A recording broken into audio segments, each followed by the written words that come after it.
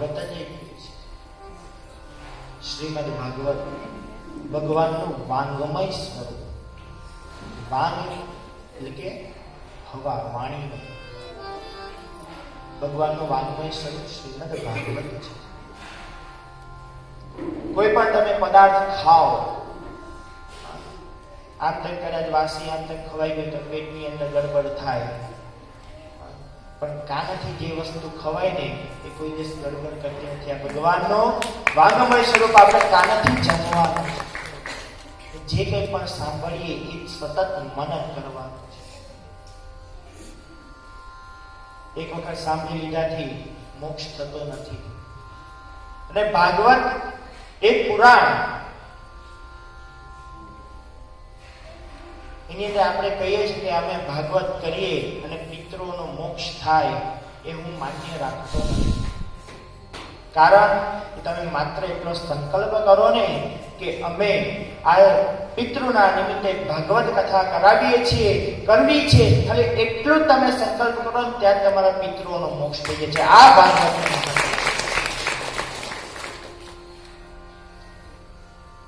ભાગવતની કથા છે. ભગવાનનું વાંગમય સ્વરૂપ ભાગવત. ભાગવતની અંદર હવે પરીક્ષિત મહારાજનું દ્રષ્ટાંત આવે છે. પરીક્ષિત મહારાજ અહીંયાથી ભાગવત ચાલુ થાય છે. ભાગવતનો અંત એ જ ભાગવતની શરૂઆત છે, ને ભાગવતની શરૂઆત એ જ ભાગવતનો અંત છે. મહાભારતનું યુદ્ધ પૂરું થયું છે. દુર્યોધનને માર્યો છે. આ બાજુ દુર્યોધનનો પરમ મિત્ર એવો અસ્વસ્થામાં એને થાય કે મારા મિત્રને માર્યો છે, જ્યાં સુધી હું પાંડવોને કુળનો નાશ નહીં કરું ને ત્યાં સુધી હું જંપીને બેસીશ નહીં. પ્રતિજ્ઞા લઈ છે. આ બાજુ જ્યાં છાવણી હતી એમાં ભગવાન કૃષ્ણને ખબર પડે છે કે અસ્વસ્થામાં આવો પ્રણ લીધો છે. એટલે પાંડવોને વહેલી સવારે ઉભા થઈને કહે છે કે આજે બ્રહ્મ મુહૂર્ત છે, આજનો દિવસ ખૂબ જ સારો છે, ચાલો તમે મારી સાથે આપણે ગંગામાં સ્નાન કરીએ.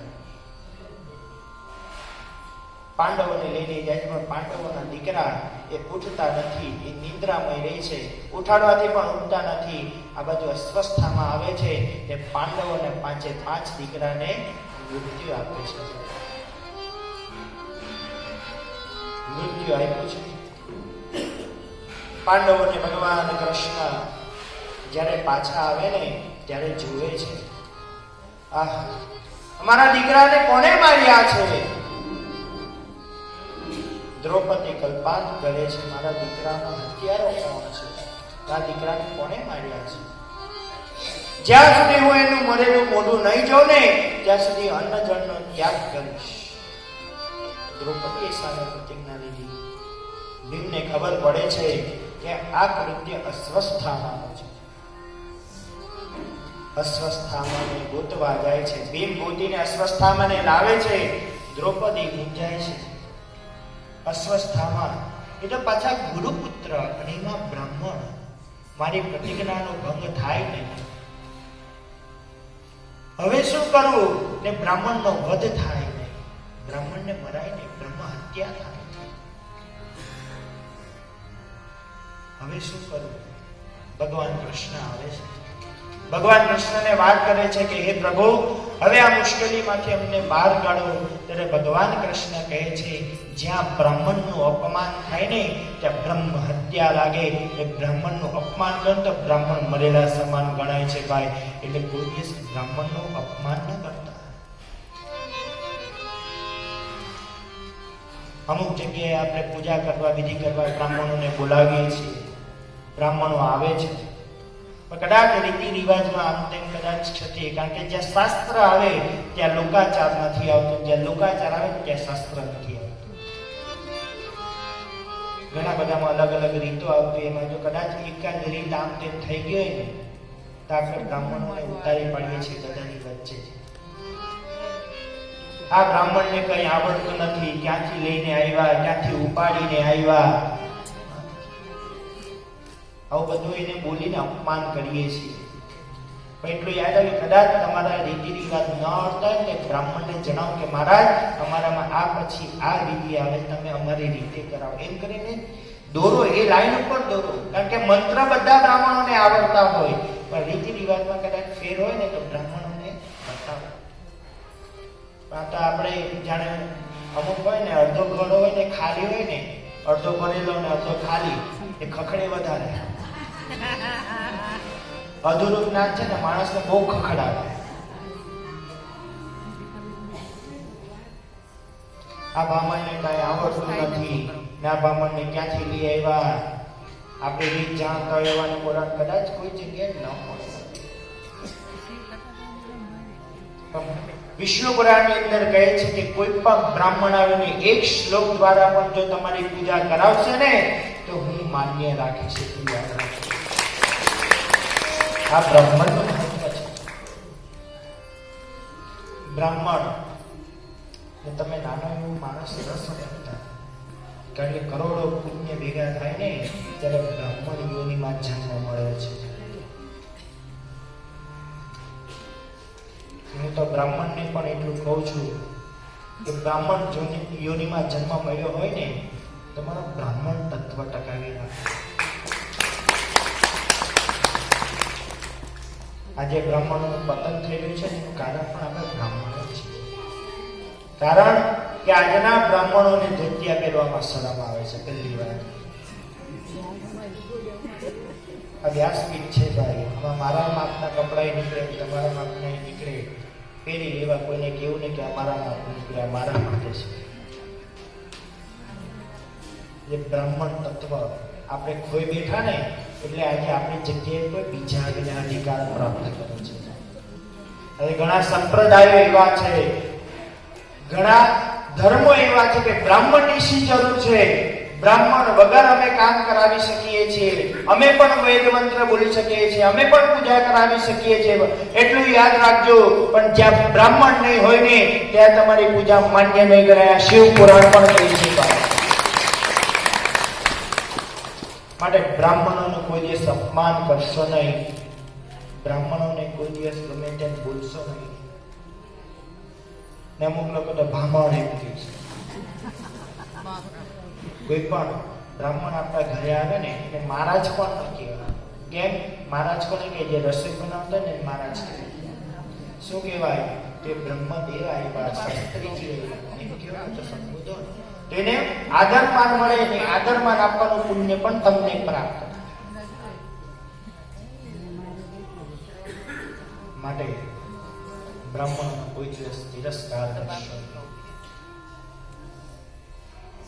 બ્રાહ્મણોને તિરસ્કાર કરશો. આ બાજુ અશ્વસ્થામાને બોલાવે છે, લાવે છે દિલ પકડીને. ભગવાન કૃષ્ણ કહે છે કે એનો સૈબંતક નામનો મણી એના કપાળમાં છે, એ કપાળમાંથી કાઢી નાખો. એની શિખા એટલે કે ચૂંટણી કાપીને જન્મ એની લઈ લેવ ને એની પાસેથી, ને બ્રહ્મા હત્યા થઈ બરોબર ગણાય છે. એને જીવથી નથી મારવા, બ્રાહ્મણનો વધ થયેલો ગણાય છે. એટલે એ શિખા કાપી સેવંતક મણી કાઢી લે છે અને જન્મ એની લઈ લે છે અને એને છોડી મૂકે છે. અને દ્રૌપદીનું પ્રાણ પણ પૂરું થાય છે. અને અસ્વસ્થામાં પછી ત્યાંથી અપમાનિત થઈને નીકળે છે. માથામાંથી સેવંતક નામનો મણી કાઢ્યો છે, ખૂબ જ દર્દ થાય છે, લોહી નીકળે છે અને માથા ઉપર બાંધીને રાખે છે. આજે પણ અસ્વસ્થામાં અમર છે. જે કોઈ પણ નર્મદા પરિક્રમા કરવા જાય છે સદભાગિનીના દર્શન થાય છે. નર્મદાના કિનારા પર અસ્વસ્થામાનો વાસ છે, નર્મદાના જંગલોમાં રહે છે. અસ્વસ્થામાં વિચાર કરે છે કે મને આટલો અપમાનિત કરીને કાઢ્યો છે, હવે પાંડવોના કુળનો હું નાશ કરી નાખીશ, કોઈ લોકોને છોડીશ. પ્રાણ લે છે. આગળ જઈ ભગવાન કૃષ્ણ ત્યાંથી વિદાય લઈને દ્વારિકા નગરીમાં જવા જાય છે. એવામાં અસ્વસ્થામાં એક અગ્નિ અસ્ત્ર છોડ્યું છે, બ્રહ્માસ્ત્ર છોડ્યું છે અને અભિમન્યુની પત્ની ઉત્તરાના ગર્ભ ઉપર વાર કરે છે. કારણ કે પાંડવોને છેલ્લો વંશજ છે. એને પણ હું નહીં છોડું એમ કરીને અગ્નિ બાણ છોડે છે, બ્રહ્માસ્ત્ર છોડે છે. અને આ બાજુ ઉત્તરા બ્રહ્માસ્ત્ર જોઈને દોડતી દોડતી ભગવાન કૃષ્ણ પાસે આવે છે. ભગવાન કૃષ્ણ રથમાં બેસવા જાય ત્યાં બચાવો બચાવો, હે કૃષ્ણ હે કૃષ્ણ હે કૃષ્ણ હે કૃષ્ણ, કૃષ્ણ કૃષ્ણ કૃષ્ણ કરીને દોડે છે. ભગવાન જોવે છે અસ્વસ્થતાનું કૃત્ય છે. ભગવાન સુદર્શન ચક્રનું આવાહન કરે છે અને એ બ્રહ્માસ્ત્રની આગ મૂકી અને ઉત્તરાના ગર્ભનો રક્ષણ કરે છે. ઉત્તરાના ગર્ભનું રક્ષણ કરે અને ગર્ભની અંદર ભગવાન એનું રક્ષણ કરે ને ત્યારે એ બાળક એમનું સ્વરૂપ જોવે છે, આનંદ પામે છે, ભગવાનના દર્શન કરી ભગવાનને ખૂબ ખૂબ આભાર માને છે. અને જન્મ થાય એટલે એનું નામ પાડવામાં છે પરીક્ષિત. બોલો પરીક્ષિત મહારાજની જય. પરીક્ષિત મહારાજનો જન્મ થાય છે. બ્રાહ્મણોને બોલાવે છે, એનું નામકરણ સંસ્કાર કરે છે અને બ્રાહ્મણોને પૂછે છે કે હે બ્રાહ્મણો, મારા દીકરાનું ભવિષ્ય કેવું છે મને બતાવો. ધર્મરાજ યુધિષ્ઠિર બ્રાહ્મણોને પૂછે છે મારા દીકરાનું ભવિષ્યના છઠ્ઠીના લેખ કેવા છે બતાવો. કે જ્યોતિષ શાસ્ત્ર પ્રમાણે બધા બ્રાહ્મણોનું ભવિષ્ય કહે છે કે આ દીકરાની અંદર એક સ્થાન એવું છે જે દૂષિત છે, જે એવો યોગ ઉત્પન્ન કરે છે એને સર્પદંશનો યોગ થાય એવું લાગે છે. એનું મૃત્યુ સર્પદંશથી થાય એવું લાગે છે. પરંતુ એનો ગુરુ સારા સ્થાને હોવાથી એનો મોક્ષ થશે એ પણ તમારી જન્માક્ષર જન્મ પત્રિકા બતાવે છે. ધીમે ધીમે ધીમે ધીમે ધીમે પરીક્ષિત મહારાજ મોટા થાય છે.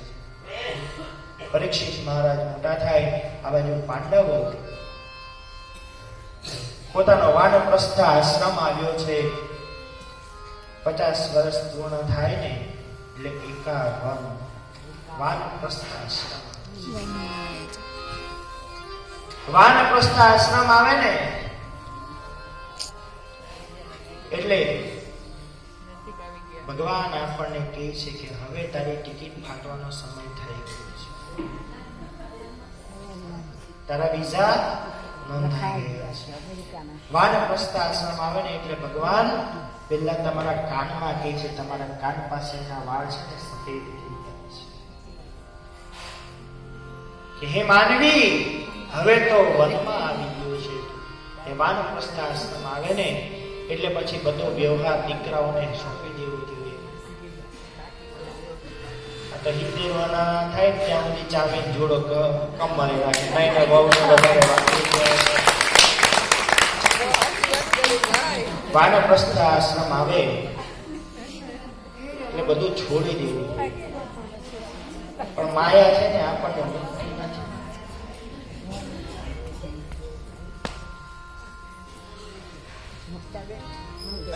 ખરેખર આપણી સંપત્તિ કેટલી, આપણી સંપત્તિ કેટલી એટલું કે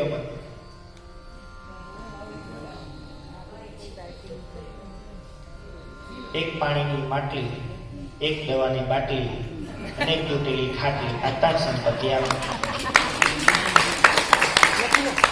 આખું જીવન મારું મારું મારું મારું મારું મારું કરી જેના માટે કમાઈને કરોડો રૂપિયાના બંગલા આપણે બનાવ્યા હોય, પરંતુ જ્યારે ગળના થાય બધાના માથે પડીએ ને ત્યારે 1 કરોડ રૂપિયાના બંગલાની અંદર એક દાદરો હોય, દાદરા નીચેના તૂટેલી ખાટલી હોય, એની અંદર પડ્યા હોય, કફ થઈ ગયો હોય એટલા માટે દવાની બાટલી હોય ને ઊભું થઈને વારે ઘડીએ બધાએ પાણી ન આપવું પડે એટલે પાણીનું માટલું ત્યાં મૂકી દે.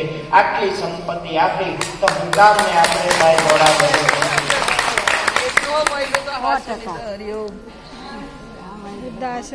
કારણ કે જયારે જન્મ થયો ત્યારે આપણું જગલું આપણને પહેરાવવામાં આવ્યું, એની અંદર પણ ખીચો નથી ને મરશું એ સમયે કફનની અંદર પણ ખીચો નથી, તો ખીચા માટે સુનામ દોડાદોડી કરે છે. સાહેબ જે મળે એમાં સંતોષ રાખી ભગવાનનું હરિનામ સ્મરણ કરો.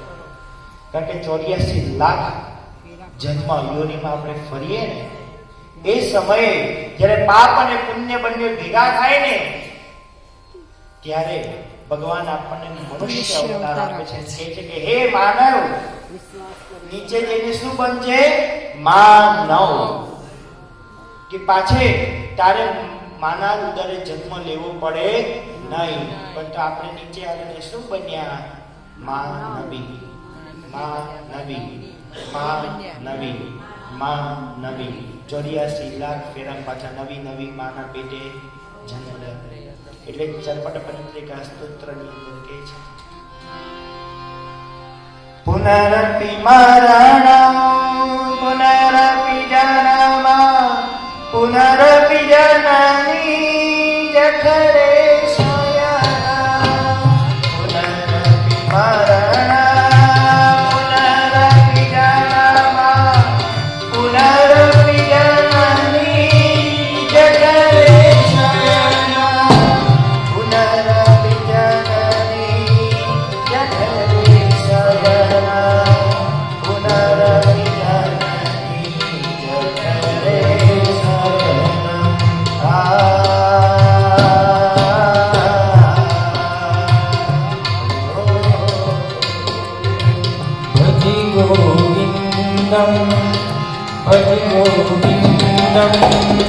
ગોવિંદમ ભજ મૂઢમતે